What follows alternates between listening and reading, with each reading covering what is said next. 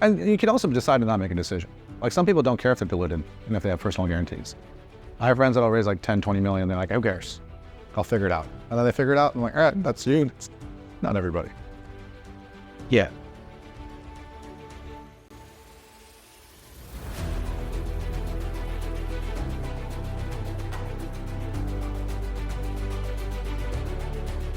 It depends on the type of company you build. So if you want like a high volume company, but you can do a high volume, you can do big ticket, you can do a combination of the two. You want to reverse engineer from there. That's why the prioritization is so important.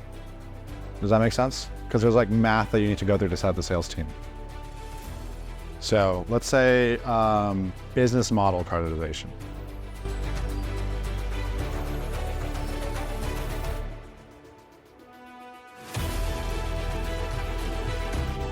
Oh, I asked myself at that time, if you solve the personal problem and improve the way you think, like I already had access to all these Silicon Valley systems. I had to work with like people worth hundreds of millions of dollars. Like personally, they like told me this is what could be possible.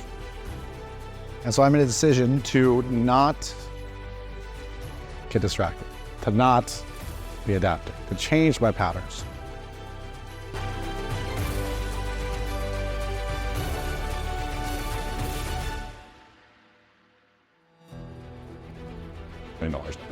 So when you change your focus and you kind of change how you approach your patterns, which patterns you pick to install and grow into, the outcomes change.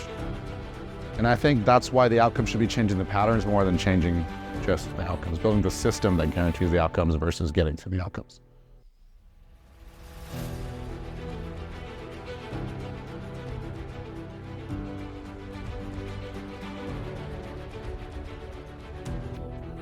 If you focus on your protective patterns and things that keep you where you are versus focusing on your growth patterns and getting to that next stage for yourself and your company and for your team to be able to go through that path itself, then you can kind of take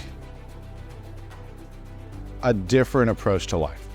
It's not, is this year going to be the same as last year? Is this month going to be the same as last month? Is this week going to be the same as last week? It's what's next for me? How am I changing that?